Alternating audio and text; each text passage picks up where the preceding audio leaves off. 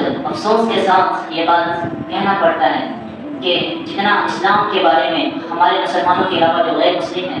جو اسلام کے دشمن ہیں، جو دشمنان اسلام ہیں، وہ اسلام کے بارے میں جتنا ڈیپلی اسٹڈی کرتے ہیں، اسلام کے بارے میں پڑھتے ہیں، ریسرچ کرتے ہیں، اس کا 2 سے 3% بھی ہم مسلمان لوگ نہیں پڑھتے اور اسے جاننے کی کوشش ہم لوگ نہیں کرتے ہیں۔ یہی وجہ ہے کہ آج ہم لوگ اسلام کا صحیح تصور پیش نہیں کر پا رہے ہیں، جس کی وجہ سے غیروں کو یہ کہنے کا موقع ملتا ہے کہ اسلام آتنکواد کا مذہب ہے، اسلام سے دنیا میں آتنکواد پھیل رہا ہے۔ ہم نے کبھی غور کیا ہے کہ آخر کیا وجہ ہے کہ جس اسلام کی وجہ سے پوری دنیا کے اندر ایک انقلاب برپا ہوا تھا، ایک ایسی دنیا اس وقت تھی کہ جہاں انسانیت کا کوئی تصور ہی نہیں تھا، جہاں انسانوں کو محض ایک سامان کی طرح سمجھا جاتا تھا، انسان کے خون کی کوئی قیمت نہیں تھی، نہ ہی عورتوں کی عزت کی کوئی قیمت تھی، نہ ہی لڑکیوں کی کوئی قیمت تھی، کسی بھی طرح کا کوئی نہیں تھا، ہر ایک طاقتور اپنے سے کمزور کو دباتا تھا، عورتوں کو زندہ درگور کر دیا جاتا تھا۔ ہمارے ملک کے اندر بھی ستی پرتھا جیسی ایسی خبیث رسمیں تھی کہ جہاں پہ شوہر کے مرنے کے ساتھ ان کی بیویوں کو ان کے ساتھ جلا دیا جاتا تھا۔ شریعت کی روگردانی ہم نے کی ہے، ہم نے کتنے سارے اللہ تعالیٰ کے احکامات کو توڑے ہیں، ہم نے نبی صلی اللہ علیہ وسلم کی کتنے سارے سنتوں کو چھوڑا ہے، جو ایسے حالات ہمارے اور آپ کے پاس آئے ہیں۔ آج بہت ہی افسوس کے ساتھ یہ ساری باتیں ہمیں کہنی پڑ رہی ہے کہ کل تک ہماری ہی وہ مسلمان قوم تھی کہ جب ہم جنگلوں میں جاتے تھے تو وہاں کے جو وحشی جانور ہوتے تھے، جو درندے ہوتے تھے، وہ ہمارے لیے راستہ چھوڑ دیتے تھے۔ ہمیں اپنے حالات کو بدلنے کے لیے اپنے اعمال کو بدلنا پڑے گا۔ ظہر الفساد فی البر والبحر بما کسبت ایدی الناس، کے بحر و بر میں جو بھی چیزیں ہوتی ہے، خوشی اور طریقہ جو بھی چیزیں ہوتی ہے، وہ ہمارے انسانوں کے ہاتھ کی کمائی ہے۔ ہم جو عمل کریں گے اس کا ہمیں بدلہ ملے گا۔ آج سے 2 سال پہلے ہم نے یہ بات کہی تھی کہ دنیا میں ایسے بھی عوام آج بھی موجود ہے جو ظلم کے خلاف کبھی نہیں جھکے، چاہے پورے دنیا نے انہیں دبانے کی کوشش کی لیکن وہ نہیں جھکے، وہ نہیں دبے۔ ایک افغانستان کے بارے میں نے 2 سال پہلے بات کہی تھی کہ افغانستان کو 20 سال تک امریکہ سے لڑنا پڑا، 10 سال تک وہ سوویت سنگھ کے ساتھ، رشیا کے ساتھ لڑے، لیکن ان کا اسٹینڈ کلیئر تھا کہ ہم کسی بھی باہری حکومت کو اپنے اوپر تسلط ہونے نہیں دیں گے، ہم اسلام کی بقا کے لیے، ہم اپنے اسلامی تحفظ کے لیے ہم اپنے جانوں کا نذرانہ دے دیں گے، لیکن ہم کسی بھی طرح کا کوئی بھی چیز کو برداشت نہیں کریں گے۔ ہمارے ہندوستان کے اندر بھی ان کے خلاف بہت زیادہ نیگیٹو چلی تھی، ان کو صاف آتنکوادی کہا جاتا تھا، لیکن خوشخبری کی بات یہ ہے کہ کل کے دن میں افغانستان کے وزیر خارجہ ہندوستان آئے ہیں۔ جو میڈیا کچھ دن پہلے تک انہیں آتنکوادی کہتی تھی، اب انہیں بالکل منہ چھپا کر کے یا یہ کہنے کے مجبوراً یہ کہنا پڑ رہا ہے کہ افغانستان ایک ترقی یافتہ ملک ہے اور اس کے ساتھ ہمارے رشتے بہتر ہو رہے ہیں۔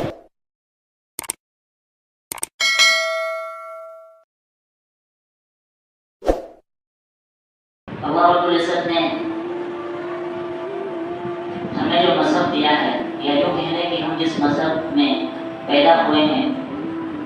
جس مذہب کو ہم مانتے ہیں، یہ دنیا کا سب سے بہترین اور سب سے عظیم الشان مذہب ہے، مذہب اسلام۔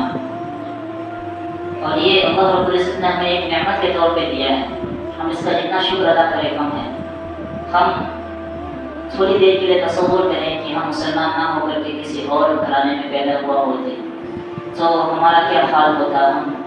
کس طرح سے اپنی زندگی گزار رہے ہوتے، اس وقت ہم کیا کر رہے ہوتے۔ لیکن اللہ رب العزت نے تمام طرح کے شرک اور کفر کے خباثت اور نجاست سے بچا کے ہمیں اسلام جیسی دولت عطا کی، وہ بھی بن مانگے عطا کی۔ ہمیں اس کی قدر کرنی چاہیے، اور حقیقت یہ ہے کہ ہمیں یہ فری میں ملا ہے، اس کے لیے ہمیں کسی بھی طرح کی کوئی قربانی نہیں دینی پڑی ہے، اس لیے اس چیز کی اہمیت اور اس کی وقار اور اس کی قدر ہمارے اندر نہیں جتنی ہونی چاہیے۔ آج افسوس کے ساتھ یہ بات کہنا پڑتا ہے کہ جتنا اسلام کے بارے میں ہمارے مسلمانوں کے علاوہ جو غیر مسلم ہیں، جو اسلام کے دشمن ہیں، جو دشمنان اسلام ہیں، وہ اسلام کے بارے میں جتنا ڈیپلی اسٹڈی کرتے ہیں، اسلام کے بارے میں پڑھتے ہیں، ریسرچ کرتے ہیں،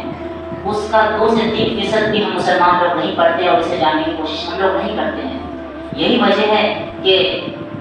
آج ہم لوگ اسلام کا صحیح تصور پیش نہیں کر پا رہے ہیں، جس کی وجہ سے غیروں کو یہ کہنے کا موقع ملتا ہے کہ اسلام آتنکواد کا مذہب ہے، اسلام سے دنیا میں آتنکواد پھیل رہا ہے، اور ایسی نیریٹو سیٹ کی گئی ہے کہ جس کا جواب آج کے عام اور سادہ لوگ مسلمانوں کے پاس بھی نہیں ہے۔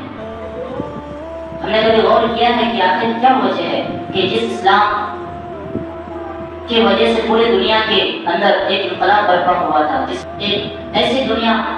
اس وقت تھی کہ جہاں انسانیت کا کوئی تصور ہی نہیں تھا، جہاں انسانوں کو محض ایک سامان کی طرح سمجھا جاتا تھا، انسان کے خون کی کوئی قیمت نہیں تھی، نہ ہی عورتوں کی عزت کی کوئی قیمت تھی، نہ ہی لڑکیوں کی کوئی قیمت تھی، کسی بھی طرح کا کوئی نہیں تھا، ہر ایک طاقتور اپنے سے کمزور کو دباتا تھا، عورتوں کو زندہ درگور کر دیا جاتا تھا۔ ہمارے ملک کے اندر بھی ستی پرتھا جیسی ایسی خبیث رسمیں تھی کہ جہاں پہ شوہر کے مرنے کے ساتھ ان کی بیویوں کو ان کے ساتھ جلا دیا جاتا تھا۔ ان سارے رسموں کو اسلام نے آ کر کے ختم کیا، ساری برائیوں کو اسلام نے آ کر کے ختم کیا۔ سود جیسا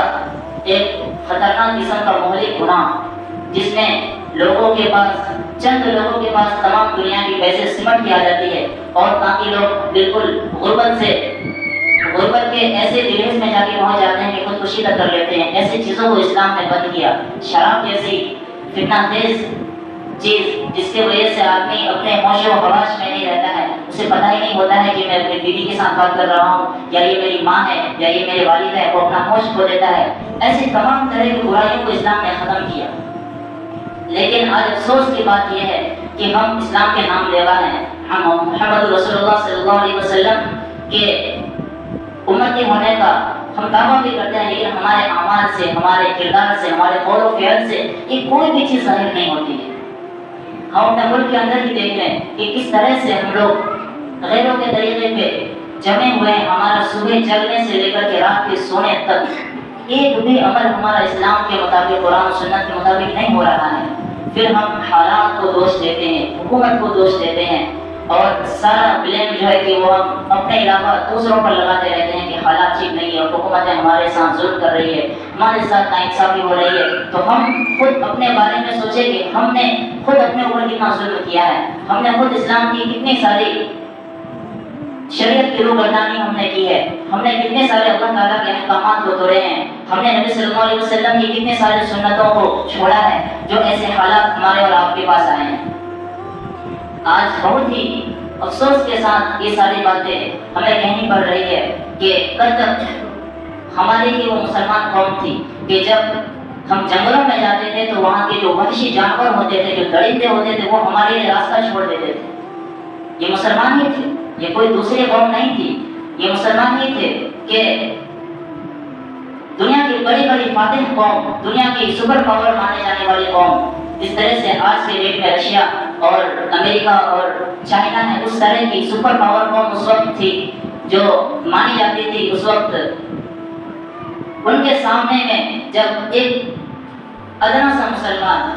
بالکل بغیر کسی لشکر کے ایک صحابی تنے تنہا جا کر کے ان کے دربار میں جاتا ہے اور ایسی بے باکی کے ساتھ بات کرتا ہے کہ اسے کسی بھی چیز کا خوف نہیں ہوتا ہے۔ آج ہم اپنے لوگوں کے ساتھ بات کرنے میں ہمیں ڈر لگتا ہے، آج ہمیں اسلام کے بارے میں بات کرنے میں ڈر لگتا ہے کہ کہیں اگر ہم کچھ بول دیں تو کہیں ایسا نہ ہو کہ حکومت ہمارے خلاف ہو جائے اور ہم کہیں جیل کے سلاخوں میں نہ ہو جائے۔ اتنی زیادہ ڈر اور اتنی زیادہ وحشت ہمارے اندر کیوں اور کیسے آ گئی؟ یہ اس لیے آئی کیونکہ ہم نے اللہ رب العزت سے ڈرنا چھوڑ دیا۔ اللہ رب العزت کا ڈر ہمارے دلوں سے نکل گیا تو غیر اللہ کا ڈر، اللہ کے دشمنوں کا ڈر اور حکومت کا ڈر، پولیس کا ڈر اور باقی ساری چیزوں کا ڈر ہمارے ذہنوں میں آ کر کے وہ بس کیا ہے۔ دو میں سے ایک ہی چیز کہیں پہ بھی اٹ سکتی ہے۔ اگر آپ ایک گلاس کے اندر آپ اس میں پانی بھر دیں گے تو اس میں کچھ اور بھرنا چاہیں گے تو وہ نہیں بھرے گا، آپ کو اسے خالی کرنا پڑے گا۔ ٹھیک اسی طرح سے ہمارے دلوں کے اندر اگر اللہ کی محبت نہیں ہوگی، اللہ کی وحدانیت اور اس کی کبریائی ہمارے دلوں میں نہیں ہوگی، نبی صلی اللہ علیہ وسلم سے سچی محبت اور ان کے بتائے ہوئے طریقے پہ ہم عمل نہیں کریں گے، یہ ساری چیز اگر ہمارے اندر نہیں ہوگی تو پھر اس کا جو الٹرنیٹ چیز ہے، جو بری چیز ہے، جو غلط چیز ہے، وہ ہمارے اندر آئے گی۔ اللہ کا خوف نہیں ہوگا تو غیر اللہ کا خوف ہوگا۔ نبی سے محبت اور نبی کے طریقے سے محبت نہیں ہوگی تو نبی کے دشمنوں کے طریقے سے محبت ہوگی۔ یہ غیر شعوری طور پہ ہم ان ساری چیزوں کو کرنے لگ جائیں گے جس کا اسلام سے کوئی تعلق نہیں ہے، جس کا نبی صلی اللہ علیہ وسلم کے تعلیمات سے کوئی تعلق نہیں ہے، وہ ساری چیزیں ہم کرنے لگ جائیں گے، بلکہ ہم کر رہے ہیں۔ ہم سب دیکھ رہے ہیں کہ ہر وہ چیز جو اسلام نے ہمیں منع کیا ہے ان ساری چیزوں کی طرف ہماری قوم اور ہمارے نوجوان، ہمارے بچے، ہمارے بوڑھے سارے لوگ تیزی سے ان ساری چیزوں کو کر رہے ہیں۔ اور جن کاموں کو کرنے کا حکم ہے، جن کاموں کو کرنے کا اللہ رب العزت نے ہمیں حکم دیا، نبی صلی اللہ علیہ وسلم نے اپنی پوری زندگی اور تعلیمات کو پھیلانے میں اور آپ کے تمام صحابہ نے ان تعلیمات کو پھیلانے میں اپنی پوری زندگی لگا دی، ان ساری چیزوں کو ہم کرنا تو دور کی بات ہے، ان ساری چیزوں کے بارے میں ہم سوچتے بھی نہیں ہیں۔ اس طرح کریں گے تو ہمارے حالات کبھی نہیں بدل سکتے ہیں۔ ہمیں اپنے حالات کو بدلنے کے لیے اپنے اعمال کو بدلنا پڑے گا۔ ظہر الفساد فی البر والبحر بما کسبت ایدی الناس، کے بحر و بر میں جو بھی چیزیں ہوتی ہے، خشکی اور طریقہ جو بھی چیزیں ہوتی ہیں وہ ہمارے انسانوں کے ہاتھ کی کمائی ہے۔ ہم جو عمل کریں گے اس کا ہمیں بدلہ ملے گا۔ یہ ایک مشہور سی بات ہے کہ اگر آپ کانٹا بوئیں گے تو آپ کو اس سے پھل نہیں نکلے گا. آپ جب تک زمین میں کوئی اچھی چیز نہیں بوئیں گے اس کا کوئی اچھا فصل آپ کو نہیں مل سکتا ہے. ہم جو آج بو رہے ہیں وہ ہمارے آنے والے نسلوں کو بلکہ ہماری خود کی زندگی میں وہ چیزیں ہمیں ملے گی. ہمارے اسلاف نے، ہمارے رہنماؤں نے، ہمارے اکابرین نے بہت ہی حد تک محنت کر کے دین اسلام کو ہم تک پہنچایا ہم تک. تو ہماری ذمہ داری ہے کہ ہم اپنے اسلام کو، اپنے مذہب کو بچا کے رکھیں. اس کی صحیح جو ہے کہ اس کا صحیح تصور ہم لوگوں کے سامنے پیش کریں. مسلمان کس طرح ہونا چاہیے، ایک مسلمان کس طرح ہونا چاہیے کہ اس کے زبان سے کبھی بھی کسی کے خلاف کوئی ایسی بات نہ نکلے کہ کسی کے دل عصبی ہو جائے، کسی کو کوئی تکلیف پہنچ جائے، چاہے وہ کوئی اپنا آدمی ہو چاہے وہ کوئی غیر ہو. ایسا نہیں کہ صرف مسلمانوں کے ساتھ حسن اخلاق سے پیش آنے کا حکم ہے، ہمیں غیروں کے ساتھ حسن اخلاق کے ساتھ پیش آنے کا حکم ہے. کہ کوئی غیر مسلم ہے اس کے ساتھ بھی آپ انسان کے ساتھ، اس کے ساتھ بھی آپ صحیح سے پیش آئیں. آپ ان کے ساتھ کسی بھی طرح کی دھوکہ بازی اور فریبی اور مکاری نہ کریں. مسلمان اس طرح ہونا چاہیے کہ وہ اس طرح سے رہے دنیا میں کہ کوئی آدمی اسے دیکھ کر یہ تصور کر لے کہ ہاں مسلمان ایسے ہوتے ہیں، ان کا یہ اتنا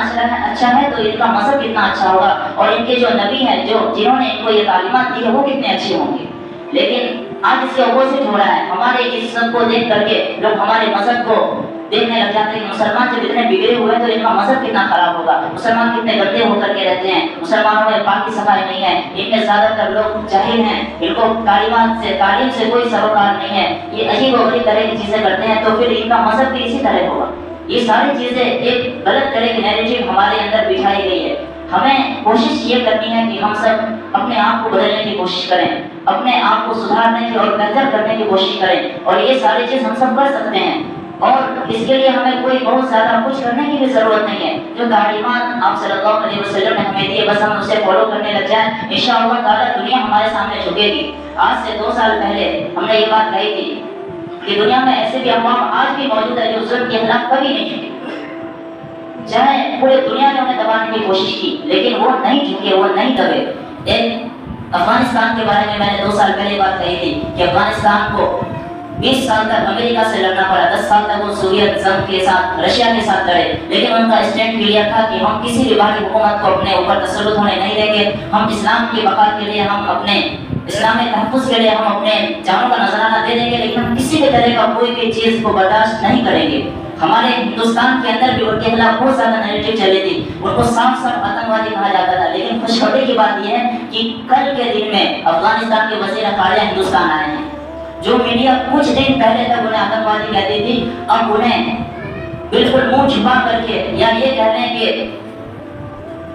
مجبوراً یہ کہنا پڑ رہا ہے کہ افغانستان ایک ترقی یافتہ ملک ہے اور اس کے ساتھ ہمارے رشتے بہتر ہو رہے ہیں. تو کہنے کا خلاصہ یہ ہے کہ ہم اگر اپنا اسٹینڈ کلیئر رکھیں گے اور ہم نبی صلی اللہ علیہ وسلم کی تعلیمات پہ چلتے رہیں گے، دنیا تھوڑی دیر کے لیے ہمیں پریشان کر سکتی ہے، ہمیں دبانے کی کوشش کر سکتی ہے، لیکن اگر ہم ثابت قدمی کے ساتھ جمے رہیں گے تو ایک وقت ایسا آئے گا کہ پوری دنیا پھر آپ کی اس بات کو مانیں گے جس چیز پہ آپ قائم تھے. صرف اس بات کی ضرورت ہے کہ ہمارے اندر اٹلتا ہونی چاہیے، ڈٹرمینیشن ہونی چاہیے کہ ہمیں جو تعلیمات ملی ہے ہم اسے کریں گے، چاہے اس کے لیے ہمیں کچھ بھی کرنا پڑے. ہمیں سچ بولنے کا حکم ہے، ہم سچ بولیں گے. ظالم کے سامنے جھکنے کا حکم ہمیں نہیں ہے، ہم ظالم کے سامنے کبھی نہیں جھکیں گے. ہم جھوٹ کے خلاف ہمیشہ رہیں گے، ہم ناانصافی کے خلاف ہمیشہ رہیں گے، ہمیشہ ہم حق کا ساتھ دیں گے، چاہے وہ بہت کمزور ہو اور چاہے اس کا اپوزٹ بہت طاقتور ہو، لیکن ہم ہمیشہ حق کا ساتھ دیں گے. جب ہم ایسا کریں گے ہو سکتا ہے دنیا میں ہمیں نقصان جھیلنا پڑے، ہو سکتا ہے تھوڑی دیر کے لیے ہمیں پریشانی جھیلنی پڑے، لیکن یہ دنیا مختصر سی ہے، یہ گزر جائے گی کسی بھی طرح سے، دنیا کی زندگی ختم ہو جائے گی. لیکن جو آخرت کی جو لامحدود زندگی ہے وہاں پہ جو اس کا ثمرہ ہمیں ملے گا، جو اس کا پھل ملے گا، ہم اس کے بارے میں تصور نہیں کر سکتے ہیں کہ ہمیں اس کا کتنا کچھ اللہ تعالیٰ ہمیں نوازیں گے. ہمیں آج ہم سب یہ عہد کریں کہ ہم لوگ اسلامی تعلیمات کو 100% اس پہ عمل کرنے کی کوشش کریں گے، کبھی اپنے ذات سے کسی کو تکلیف نہیں پہنچائیں گے، کبھی جھوٹ نہیں بولیں گے، کسی کے ساتھ دھوکہ نہیں کریں گے، دغا فریبی سے باز آئیں گے اور معاملات کو صحیح رکھیں گے. اپنے اخلاق کو بلند کرنا ہے، اپنے زبان کو میٹھی رکھنی ہے، اپنوں کے ساتھ بھی غیروں کے ساتھ بھی. زبان ایک ایسی چیز ہے کہ آپ اس سے چاہے تو آپ بڑی بڑی چیزوں کو حاصل کر سکتے ہیں، اپنے قریب سے قریب لوگوں کو اور قریب کر سکتے ہیں، اور آپ چاہیں تو آپ لوگ قریبی انسان ہیں. آپ زبان کے 2 کڑوی بول سے اپنے پرسوں کے رشتوں کو آپ खटास में बदल सकते हैं। और जुबान के दो मीठी बोल से आप बरसों की दुश्मनी को आप उसे दोस्ती में और मोहब्बत में तब्दील कर सकते हैं। जुबान की तासीर है, जुबान के अंदर अल्लाह रब्बुल इज्जत ने ये तासीर दी है। नबी सल्लल्लाहु अलैहि वसल्लम ने हज़रत मुआज़ बिन जबल रज़ियल्लाहु तआला अन्हु को, जो कि एक बहुत जलील व कदर सहाबी है, उनको पकड़ के ये फरमाया था जुबान को बाहर निकाल करके कि इसकी हिफाजत करना। ये है तो जुबान का एक छोटा सा टुकड़ा है, गोश्त का एक छोटा सा लुथरा है, लेकिन ये इंसान को उसके कमाल से ज़वाल तक पहुंचा सकता है, ये जहन्नम तक भी पहुंचा सकता है, जन्नत तक भी पहुंचा सकता है। जुबान की एक ही बोल है, अगर आदमी कुफ्र का कलमा पढ़ दे तो वो जन्नत तक पहुंच जाएगा। एक बंदा काफिर है, जिंदगी भर उसने अल्लाह की नाफरमानी की, लेकिन मौत से कुछ देर पहले उसने कलमा पढ़ लिया, ईमान में वो दाखिल हो गया, कि जुबान की छोटी सी बोल की वजह से वो जन्नत में हमेशा के लिए उसका मुस्तहिक हो जाएगा। तो इसकी भी बहुत ज़्यादा हमें फिक्र करने की जरूरत है कि हम किसी भी तरह से किसी के साथ भी गाली गलौज या उस तरह की चीजें ना करें। बर्दाश्त करने की अपने अंदर कैपेबिलिटी पैदा करें, अपने अंदर उस तरह का एक मजबूत वो बनाएं, और अल्लाह रब्बुल इज्जत से दुआ भी करते हैं कि अल्लाह ताला हमारे आमाल को दुरुस्त फरमा दे, हमारे माशरे के आमाल को दुरुस्त फरमा दे। इसके लिए हम मेहनत करें, तालीम के मैदान में आगे बढ़ें, खुद भी आगे बढ़ें, अपने बच्चों को भी तालीम के मैदान में आगे बढ़ाएं। कोई भी हुकूमत हमारे हालात को नहीं बदल सकती है जब तक कि हम खुद अपने हालात को नहीं बदलेंगे, अपने बच्चों को सही तालीमात देंगे, अपने बच्चों को दीन और दुनिया की सही समझ बताएंगे, उन्हें तरबियत करेंगे, तो बच्चे और हमारी जो नस्लें हैं ये खुद हमारे मुस्तकबिल को बदलेगी। एक छोटी सी बात है कि मैं अपने बातों को मुकम्मल कर दूंगा। एक चिड़िया होती है, हम सब ने देखा है, आप सब ने देखा होगा कि